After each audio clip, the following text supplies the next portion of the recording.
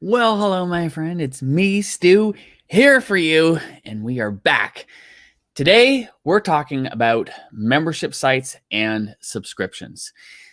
It's no secret that I'm a huge fan of memberships and subscriptions, and for good reason. As we're going to talk about here today, there are many, many different examples of businesses of all different kinds, from product-based businesses to service-based businesses, knowledge-based businesses, even community-based businesses that have built recurring revenue all through memberships and subscriptions. Now, I don't know if you can think back to the very first membership model or subscription that you ever remember. But nowadays, now, it's like so commonplace, and we see it happening all around us, right? For example, back in the day, this was like when I was a youngin. We don't want to go too far back, but when I was a youngin, one of the very first subscription models that I ever remembered was the old Columbia House CD club. Do you remember, like, I don't, maybe I'm the only one, but like they had this crazy offer where you could get, like, I think it was like 10 CDs for like $10, and then every month thereafter you were charged a subscription rate, and you got to pick like different CDs. Does anybody ever remember that? Like, that was the very first subscription model that I remember, like, back in the day. And Vicky says yes. Okay, so I'm not alone. Sweet. And I remember, like, as a youngin, like, I had to convince my parents to subscribe to it because I didn't have a credit card at the time. But for me, it was just like a home run, because obviously I was young. I'm into music. I'm still into music. But it was just an amazing, like, in my mind, just like an amazing deal. And I remember, like, my dad at the time, he was just so paranoid. He's like, son, that this is not a good deal, because you're going to be on the hook every single month thereafter. And I was like, no, Dad, like, do the math. Like, we worked it all out. But anyway, like, that was the very first subscription model that I remember, like, back in the day. And I could see, like, a whole bunch of you. That's awesome. Thanks, Shakira, Ginger, Deborah, Kate. Yes. Okay.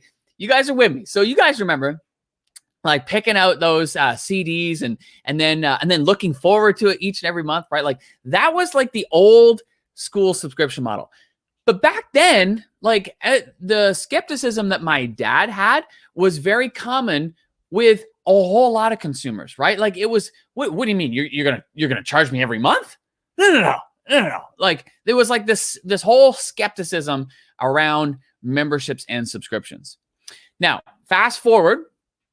I don't know if you remember the first iteration of Netflix. Do you remember this? So this was probably like this was like 10 years after the period that I'm talking about with Columbia House. But Netflix introduced, like, those DVD mailers, right? So instead of going to Blockbuster, which was the old school model, right? Like, you remember, getting all the family together and you get in the car and you all schlep down to Blockbuster. You remember this? This is crazy. And then you'd all get out of the car and you'd all go into Blockbuster, and, you'd all go around, and then you pick up, like, a couple movies that you want, and then you come back, and it was like this meeting, like, in Blockbuster. I always remember everybody goes and gets their movies that they want, and then they come back, and then everyone's like, okay, we got to decide on, like, 1, 2, or 3 movies. And then it was like this, sales pitch of everybody trying to pitch which movie that they think we should get as a family. And then, finally we decide on it. And then we put the other ones back. We go up to the counter, and then we check out, and then we all get back into the car. We all drive home. And then, like, we get home, and then you, like, get back, and you sit down on the couch, you get the popcorn out, you do all the things. Oh, man, that was exhausting, right? Oh, don't forget. And then when, you finish, you had to, like, rewind the movie. Does anybody remember having to rewind the movie? Because you'd get charged at Blockbuster if you didn't rewind. So then you'd rewind the movie, and then you'd have to, get in the car, and somebody'd have to take them all back. Like, those were the old days, right? Like, oh my goodness. And then so Blockbuster or Netflix comes along with the first iteration of Netflix, which was that they would send you the DVDs in the mail. But you were paying a monthly subscription, and again, you got to pick the movies. They'd send them to you, and then you'd send them back. Like, it was this whole thing, right? And then, of course, like, Netflix evolved. Blockbuster did not. Now, the crazy part about this whole story with, Blockbuster and Netflix is that Blockbuster actually had the chance to buy Netflix. They had the chance to buy Netflix, and they said, no, this subscription model, no, it's not a thing. We believe in what we're doing, which is physical brick and mortar stores, people coming in. They didn't see the future that Netflix saw. Now, obviously, fast forward 7 years, Blockbuster declares bankruptcy. Netflix at that time, had crossed more than 100 million monthly subscribers. Now they're way, way, way beyond that, more than double beyond that. And it's just crazy because, again, that one business began to open people up to the idea of paying on a monthly basis to have access to something, right? Now, once this started to happen, consumers started to become more and more open to it. And before long, the membership and subscription model became the default model that businesses were looking to incorporate. This is why companies like Spotify, it's a subscription model. Amazon Prime, it's a subscription model, right? Disney Plus, it's a subscription model, right? So the old way of selling music and movies, etc., and entertainment was, again, a one-time transaction and hoping that people would come back. But it didn't take long before the business executives started to realize, like, hang on a minute, like, it is way better business model to have a model whereby people are coming back again and again and again instead of hoping that they're going to come back. And so this is why you've seen just this huge surge of businesses that are defaulting to a membership and subscription model. And I see Iris says Hulu as well. Hulu, yes, 100%. Like, let me ask you in the comments, like, what other subscription services do you belong to? And you know what's interesting is that our company, we did an inventory recently of all the different monthly subscriptions that we belong to. Okay. So our company, we have 40 plus people in our company. So there are a variety of tools and software and subscriptions that we belong to in order to do all the things that we do. Now, let me ask you this. Take a guess in the comments. How many subscriptions do you think our company belong to? And by the way, I see Churchill said Netflix, yes. Somebody just said gyms, 100%. Churchill said HP Inc. Yes, that's another great example, right? Envato, MindMeister, Wishlist Member, nice. Discovery Plus, Instacart, Costco. Yeah, Costco. Lisa said we even get our furnace and air filters on subscription. Yeah, that's another great example. Okay, so Sergio is taking a guess. Sergio is saying 25. Jeff says 16 in terms of the number of monthly subscriptions that our company belongs to. Somebody just said Adobe. Yeah, that's another great example. Okay, so here's the crazy part. When we did the inventory as a company of how many subscription services that we belong to, you ready for this? So I see a couple other guesses. Deborah says 32. Elke says 40. Crystal says 250. Kelly says loads. So the number of subscription services that we belong to as a company was 153.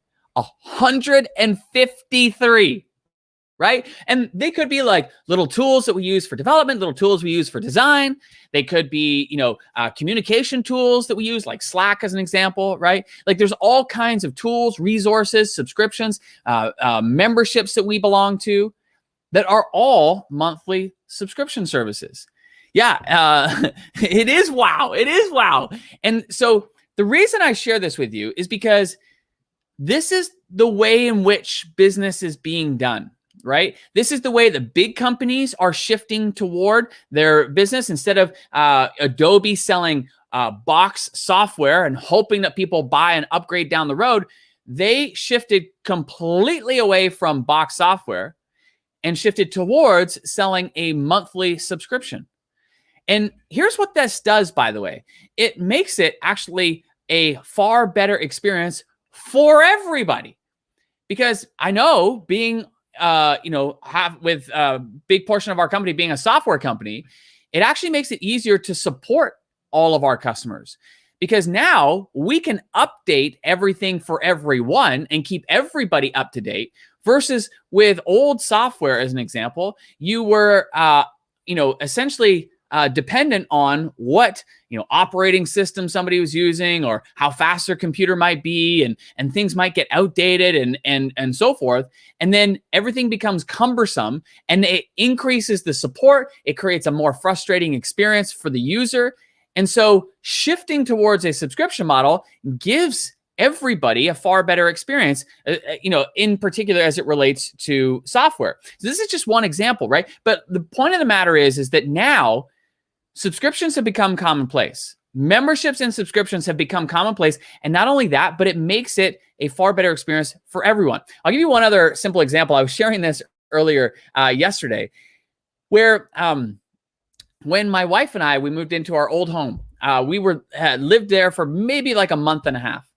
And we're lying in bed one morning, and all of a sudden, Amy and I we hear this like sound, and it was like a, and Amy's like, "What is that?"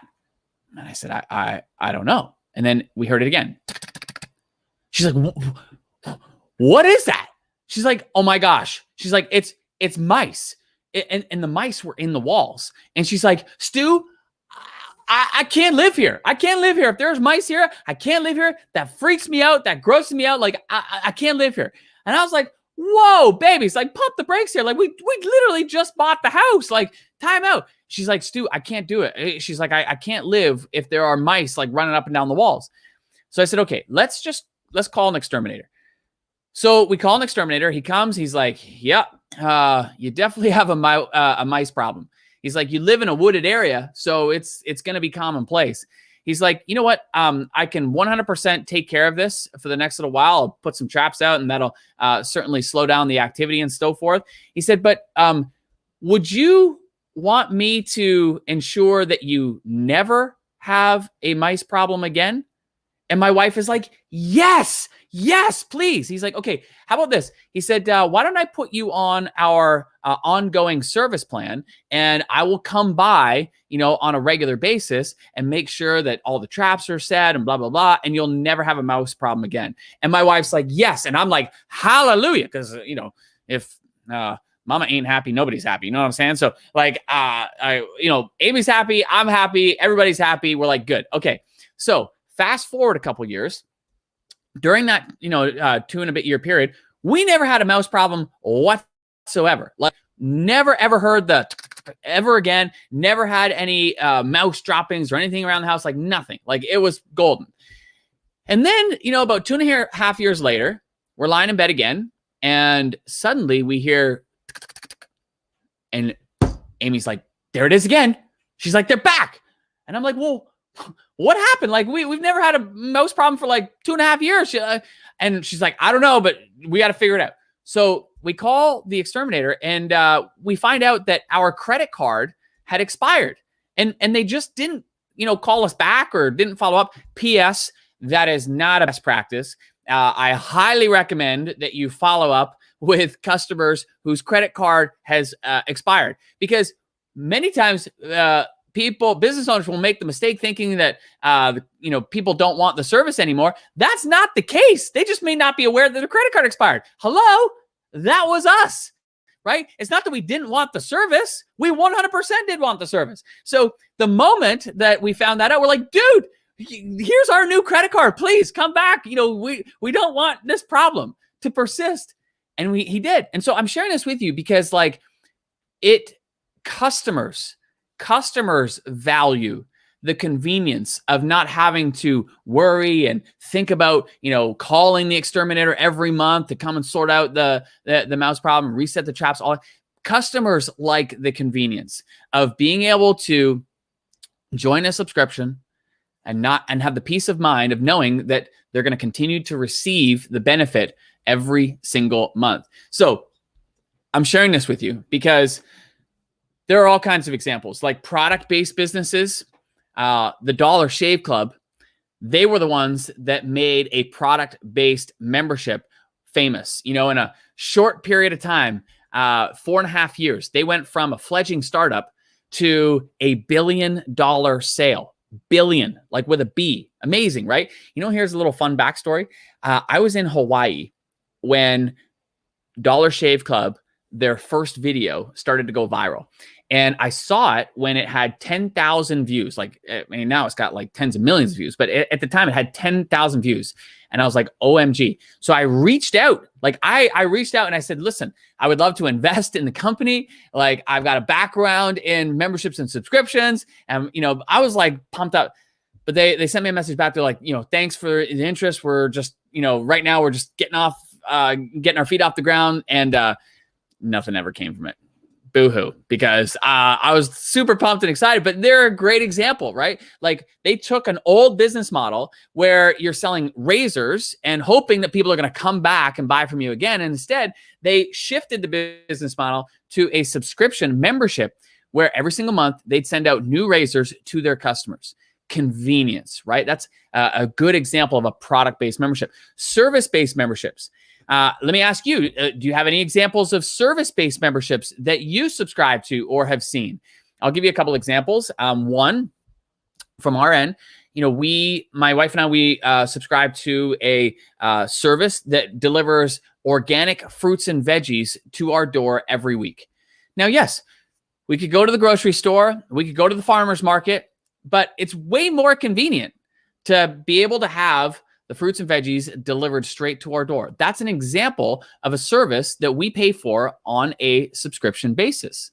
Another service is the exterminator, as I mentioned, like just having him be able to come around and make sure that we don't have, mice problem ever again. I see Robin just said the spa. Yes, exactly, right? I was just at a masseuse a couple weeks back, and I was like, to me, it's a lost opportunity if they don't have subscription. Because, back in my home province, there's a franchise called Massage Addict, and they sell it on subscription. So you pay like a monthly fee, and that gets you so many massages, and it's amazing, right? And not only is it amazing from the sense of being able to have the convenience, but it's amazing because with a subscription like that, customers are coming back on a more regular basis. So they're getting more of the benefit that a massage would provide than they would if it was just sporadic here, there, and everywhere, right? So these are some other great examples. Crystal said Reliance for furniture, for furnace and air conditioning maintenance. Yes, absolutely. Deborah says a diet subscription. Great examples, right? So all examples of service-based memberships and subscriptions. Now, the world that I predominantly play in is in the world of knowledge-based memberships. This is the world where, you're taking what it is that you already know, love, and do, and you're turning it into memberships. And there are all kinds of incredible examples of knowledge-based memberships. And what has been just an absolute joy for me is the last 12 months, we have watched people in our community with digital memberships not just survive, but thrive during these times. And I think we're at a unique period of time whereby, because of what's happened with the pandemic, we were forced in a way to get comfortable interacting, learning, engaging virtually. My kids, they used to have piano lessons with their teacher, and we'd have to, drive them down, 20 minutes to the piano teacher's house. And then my daughter would go, and then she'd come out, and then my son would go. And through it all, it was like a 3-hour, ordeal type thing. Well, when the pandemic hit, we couldn't go. So they did the lessons virtually, and it was a way better experience. Like, my kids actually enjoyed it more. We as parents enjoyed it more because, that was just like 3 hours of our time we got back. And so because of the pandemic, it forced us to get comfortable with virtual interactions and engagement. And as such, people started to open their minds to what was possible. And that creates a perfect environment for you and I as it relates to teaching what it is that we know, love, and do to others all around the world. And the amazing part about the time that we live in is that now, no matter what your interest, I guarantee you, there's an opportunity to reach people somewhere in this world who share the same interest. Now, when I grew up in a small town. Like, I'm talking like cows on one side, corn on the other, right? Like, I was out in the country. So, for somebody like me growing up in a small country town, to have an interest in marketing online, it was so foreign. Like, I was like the only dude, right? And so I couldn't have interactions. I couldn't talk to anybody about it because nobody understood what I was talking about. Nobody cared what I was talking about. I was like, on an island by myself, so to speak. But this is why the internet is just incredible, in my opinion, because now it doesn't matter. It doesn't matter where you live, because you can find people who share the same passion, the same interest, and you can join them together on the journey of becoming better at whatever it is that you are looking to join and learn and discover. And this is the opportunity that you and I have that now is bigger than any other time in history. It's like the merging of like the consumers getting more comfortable and more familiar with memberships and subscriptions, and it's becoming commonplace now. People don't think twice about it. They actually prefer it. Along with the fact that they're comfortable with learning, interacting, and engaging online like never before, because we were forced into it with everything that's been happening. This is like created like a melting pot of reasons why memberships have been booming and thriving in the last year. And so this is what makes what we get to do so incredibly exciting. This is why I'm so passionate about memberships and passionate about sharing memberships. It's why I love Levi and Tony, who have a membership that teaches people how to play the guitar. And the amazing part is when I met Levi, he and Tony had this membership. They had been running for a few years at that point, and but they had plateaued, right? So they had grown it and they had hit a plateau. And not because they were doing anything wrong, just because they just necessarily weren't aware of how the best practices of how to grow it, beyond that point. But the amazing part is I've watched Tony and Levi over the last few years take that membership from hundreds of members to thousands of members. Last year, they crossed a major milestone of more than 10,000 members. Now they're closing in. I think they're past 13,000 members. It is amazing what is possible in the way in which we teach and serve so many people. I think of Nicholas Wilton. Nicholas Wilton, he's an artist. I was just talking to him yesterday. He teaches people how to paint art, like fine art. And what's been amazing to watch is just again, similarly, he had a signature course, and that's primarily how he taught people how to paint. But I'll never forget the phone call that I had with him several years ago when they were coming toward the end of the course, and he realized his people wanted more. They were asking, they were saying what's going to happen to the community when we're finished? What happens when when I have questions and I'm looking for support? They were asking essentially for ongoing support in a membership. And so he created it, and boom, the membership has blossomed, become a big part of his business that accompanies his course. So it's a perfect marriage of the two. I think of Audrey Richmond. I think of Erin Chung. Oh my goodness, Erin Chung. Erin, she was a real estate agent. She was a real estate agent. And when she began, she was, learning from a mentor who was teaching her the old school ways of, being able to grow a real estate business. But that meant her going around and doing old school networking, knocking on doors, et cetera, et cetera. And she's just there's got to be a better way. So she started doing it as a real estate agent, generating leads online. She's I'm comfortable with the online space, social media, ads, etc. So she just focused on generating leads online. And before she knew it, boom, she was kicking serious butt as a real estate agent. And then other real estate agents started saying, well, wait a minute, like, how are you doing this? Can you show us how you're generating those leads online? And that led to her creating a membership. And, we interviewed Erin about a month ago, and she was sharing with us, like, in the first year after creating that membership, she had generated over $1 million in recurring revenue with that membership. Now, after 2.5 years, that's gone from $1 million to $4 million plus. Again, teaching other real estate agents how to generate leads for their real estate business. She took something that was a pain point of her own in her own business. She figured out the fix and she applied it to her own business. And then people started asking how. How did she do that?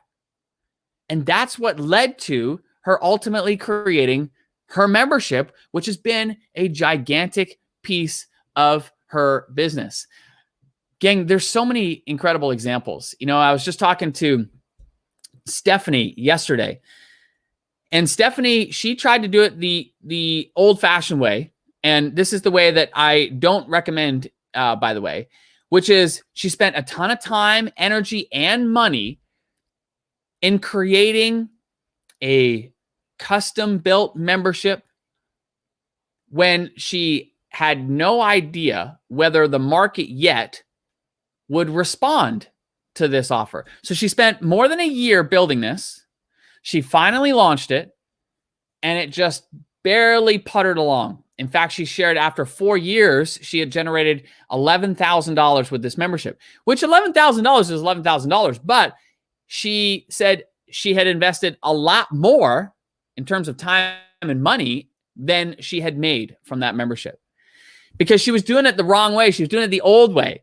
And when she joined us for our tribe training, one of the things that she discovered was like all the things that she should have done. So she closed it down, and then a few months later, she launched it in the way that we recommend.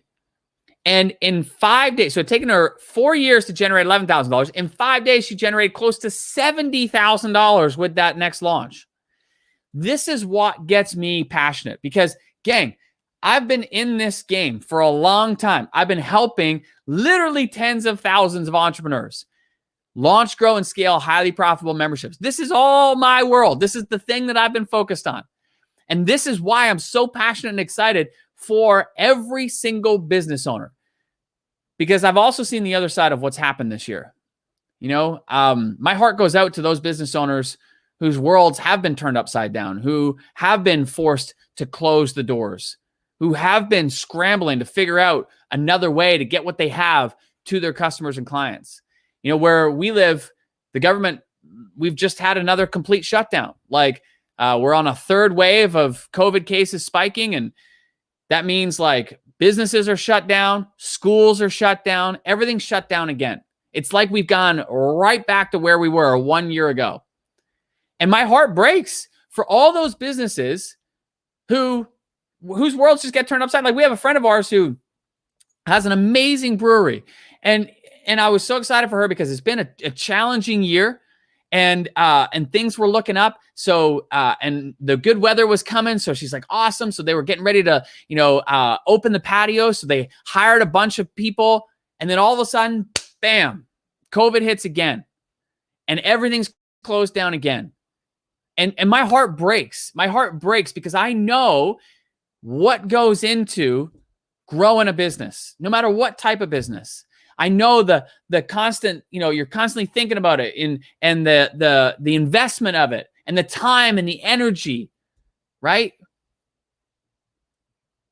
This is why memberships and recurring revenue matter more today than ever before. Because when you've got that stability, you have far less stress, far more control over your business. Because now when you've got that revenue coming in, you can plan for, hiring people. You can plan for investing back into your business. You can move forward with far more certainty about how much revenue is coming in than you can each and every month when you're hitting the reset button and hoping that people are going to come back and do business. So if I'm a little bit passionate about this, it's because I am, and more so now than ever before. Because if the last year has taught us anything, it's that we just never know what's going to happen. And given that, when you have the predictability and the stability of recurring revenue coming into your business, you don't experience anywhere near the stress, the chaos, and uncertainty that comes with hoping that your customers are going to come back and buy from you again. This, my friend, is the reason why big companies like the Amazons, the Apples, the Pelotons, the Disney Plus, etc., have all moved to a subscription model. And it's the reason why businesses like ours, whether it be software, whether it be product-based businesses, service-based business, knowledge-based businesses, community-based businesses, are moving to that subscription model. And so, gang, I just want to encourage you, starting next week, April 22nd, we've got a free workshop, and we host this one time a year. It's coming up. April 22nd is when it starts. You can register for free right here by going to membershipworkshop.com. And here's what you can expect. During the workshop, we're going to talk about what makes a great membership and what kind of membership would be perfect for the market that you're serving, and what membership model should you incorporate, because there are many different types of memberships. So we're going to help you get clear on what membership is going to be perfect fit for you, your business, and your market. We're going to talk about, like, what do you actually provide in the membership, and how do you keep it simple so that you're not stuck on a content treadmill, but rather it's simple for you and high value for your clients and customers so that they get results. P.S. The long-term health of your membership depends on your ability to help people make progress. So loading them up with a whole bunch of information is not the way to go, which is great news, because that means less is actually best. And so we're going to talk about, how do you structure the membership? How do you attract people to your membership so that it grows month after month after month? Because nobody wants a membership that gets off to a start and then plateaus. No. What you're going to see in our community is how memberships grow year over year over year. It's like a stair step that keeps on growing and keeps on going up and up and up and up and up. We'll talk about how to create that kind of growth in your business. We'll also talk about, how do you keep people happy?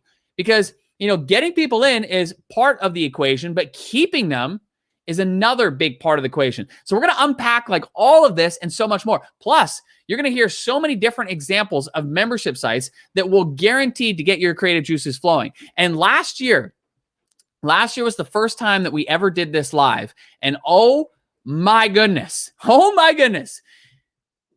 we saw more people actually launch their memberships during the free workshop than ever before. And so I just highly recommend you circle the date on your calendar, come and join us live, because there's so much energy, there's so much momentum, and before you know it, you're going to be taking all kinds of positive steps forward to getting your membership launched. And it doesn't matter if you've got an existing audience or an existing membership, or you have no audience yet and you're thinking, how do I even move forward? We're going to show you how to do it and how to create a massive amount of momentum in your business. Gang, it is so exciting. It happens one time a year. This is it. It's all free. Go to membershipworkshop.com. I hope you come and join us there, because I'm excited. I'm excited about this, and it's coming up. Churchill says, registered. Awesome. Kelly says, OMG. Can't wait to do it again. That's awesome. I'm excited for it as well. And this is Kelly here as well. She said, do it, people. I launched my membership before the end of those live workshops. So again, it's just, thank you for that, Kelly. It's a lot of fun, number one. But number two, most importantly, is that you're going to gain a ton of clarity about how to incorporate a membership model into your business right now. And moving forward, that is our goal. Our goal is to help you create that stability, to create that predictability, regardless of whether you have a brick and mortar store like Stephanie McFadden did last year, and she launched a membership during the free workshop. And thank goodness, because her doors were closed last year, right? And this created, for her, it was over $10,000 in recurring revenue right from the get-go, right from her founding member launch, which is just absolutely amazing. And you'll hear that story. You'll hear examples of product-based businesses. You'll hear many examples of knowledge-based memberships. So it's coming up, gang, April 22nd. Mark it down on your calendar. Tell everybody you know. Come and join us. It's going to be fantastic. In the meantime, what I want you to do is I want you to start paying attention. Start paying attention to all the other different businesses that are around you right now that are beginning to incorporate a membership model into their business. You know, just the other day, I was out for a walk with my family, and I'm going to show you a picture of it right here. I'm out for a walk with my family, and we go by a knitting shop. Can you see this? It might not be showing up real clear, but basically the sign says, get your knit on, knitting membership. Learn to knit for the whole year. Look at that, just outside the store there. And once you start opening your eyes, you start seeing that memberships are everywhere. My question to you is, if not now, when? And if not you, who? Gang, you can do this. Come join us April 22nd. It's all free. Membershipworkshop.com. I hope to see you there. You're amazing. Have a great week. We'll talk to you soon. Bye-bye.